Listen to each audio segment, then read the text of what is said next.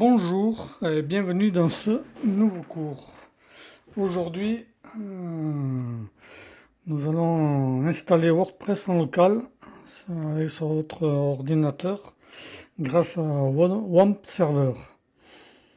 Voilà, l'objectif principal est double, maîtriser l'installation de WordPress sur votre machine personnelle, comprendre les bases pour que par la suite vous pouvez migrer votre site local vers un hébergeur en ligne. Alors, pour ce faire, moi j'ai déjà installé WAMP Server, hein, mais je vais vous montrer pas à pas par où il faut passer. Déjà, on va commencer par le WAMP Server. Voilà, vous avez l'adresse là, hein, .com. Alors après, on va descendre. Non, on va enlever. Voilà, on va mettre. C'est plus clair comme ça. J'ai mis pour changer la couleur de fond. Alors, installation, fonctionnalité, vous prenez le temps de lire. Voilà, téléchargement. Normalement 64 bits, c'est la version la plus courante sur les ordinateurs récents. Alors, on clique là-dessus. Vous avez plusieurs choix. Vous remplissez un formulaire et vous recevrez un mail d'activation. Bien lire les quatre petits attentions qui sont en dessous. Et il faudra télécharger Virtual Studio Code, hein. C'est un éditeur de code. Il n'y en aura pas l'utilité une fois WAMP Server installé, mais il faut l'installer pour que ça fonctionne correctement. Voilà, sinon vous pouvez passer directement en cliquant sur ce lien et ça va se lancer automatiquement. Voilà, c'est juste pour vous montrer, parce que moi je l'ai déjà installé. Voilà. Donc je vais arrêter. Et je vais arrêter, voilà. Une fois que le logiciel est installé, nous on a dit qu'on le sortait, vous lancez WAMP Server et vous aurez cette lumière là, ce W, voilà, qui va s'afficher en bas de l'écran sur la droite. Hein. Il se peut que, voilà, oui, avant, pendant l'installation, une fois le fichier téléchargé, lancez l'installateur, suivez attentivement les instructions. Il va peut-être vous demander, choisissez le dossier, mais bon, celui-là par défaut, c'est suffira. Voilà. Hop, démarrer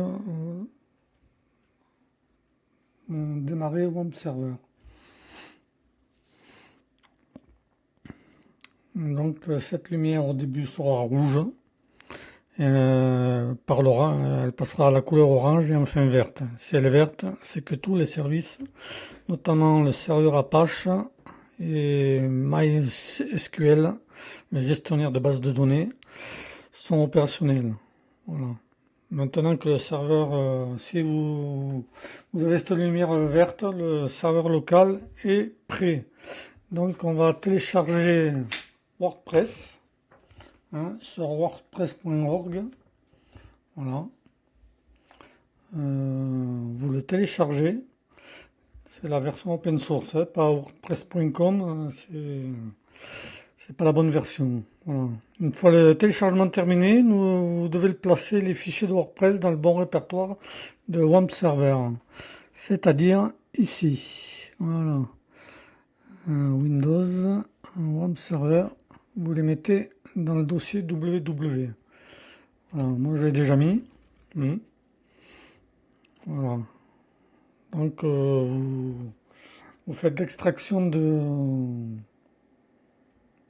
WordPress et vous le mettez là. Bon, pour l'exemple, j'ai changé le nom. Et je l'ai appelé mon site. Ça affiche au WordPress. Il vaut mieux laisser le nom du site que vous aurez. Bon, pour la démonstration, j'ai marqué mon site WP. Bon, maintenant nous allons créer une base de données. Donc on revient sur l'icône vert, voilà. Vous allez dans PHP MyAdmin. Voilà. Voilà. Donc voilà le panneau de connexion à PHP-MyAdmin. L'utilisateur de base c'est root, mot de passe il n'y en a pas besoin. Et le choix du serveur, vous laissez tel quel. Connexion. Ça va mettre un certain temps à se connecter. Pourquoi il ne veut pas se connecter? Voilà. Moi, j'espère que le PC chauffe, il fait un peu chaud. J'espère que vous n'entendez pas le bruit. Donc, base de données. Vous allez ici. Voilà. Création d'une base de données. Donc, on va rentrer le nom du fichier que je vous ai montré sur www dans le dossier WAMP Server. C'est-à-dire mon site WP. Voilà. On garde tel quel. Hein, et il suffit d'appuyer sur créer. Voilà. Votre base de données est là. Est prête. Gardez bien en tête le nom. Nous en avons besoin pour la suite. La suite, c'est installer WordPress. Donc, on va fermer cet onglet. Donc vous ouvrez un nouvel onglet, vous rentrez l'adresse HTTPS, HTTP, mais bon, on peut rentrer directement en localhost,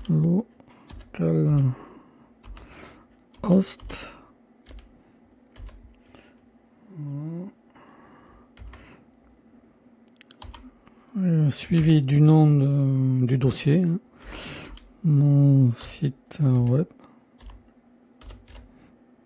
Mon site WP et on fait entrer et c'est pas ça, je me suis trompé. Comment j'ai appelé ça? Non, Windows Server mon site WP, mais si c'est ça, mon site. Ah, j'ai oublié une lettre. Alors, faites bien attention, s'il manque une lettre, forcément, il n'y a rien qui s'ouvre. Voilà. Ça devrait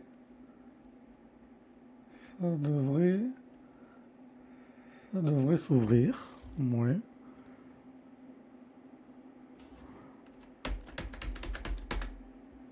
Et ça ne veut pas s'ouvrir. Bon.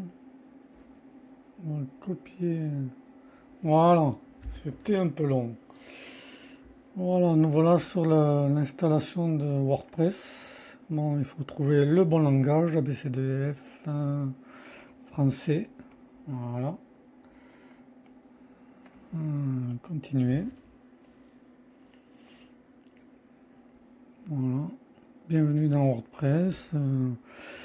Le nom de la base de données, mot de passe, ça je vais vous l'expliquer petit à petit. Hein. C'est parti. Donc le nom de la base de données, vous marquez, dans mon cas c'est mon petit souci avec les N sur le clavier, mon site WP, voilà, identifiant root, voilà, qui est là, mot de passe il n'y en avait pas, adresse de la base de données localhost, préfixe et table, vous laissez tel quel, envoyer, parfait, lancer l'installation, voilà. Alors ici, vous allez devoir entrer le titre du site. Comment je pourrais appeler ça? Voyons voir. Le titre du site. Le titre du site. Mon site. Hein, voilà. Mon site. WP. Voilà. Un identifiant. Vous marquez ce que vous voulez. Moi, je vais marquer moi. Hein. Un mot de passe, ça c'est un mot de passe généré automatiquement. Bon, je vais en rentrer un autre. Voilà. Bon, j'ai tout mis en majuscule. Masqué, voilà. On va recommencer. Non, majuscule, voilà.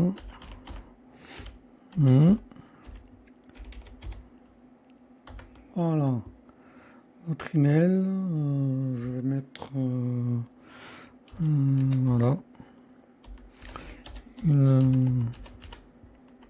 Vous rentrez votre adresse email. Moi, je vais créer une adresse email exprès pour le tutoriel, enfin pour le cours. Voilà. .net. Et visibilité pour les moteurs de recherche. Voilà. Donc ça, vous le cochez, vous le décochez. Si vous travaillez en local, autant le cocher. Voilà. Et on lance installer WordPress.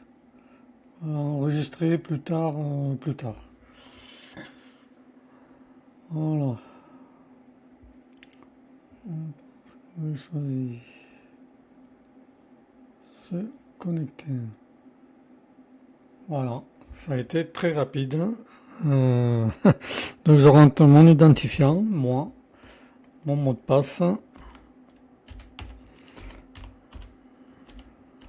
Non.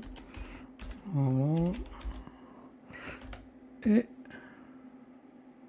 se connecter. Non, plus tard.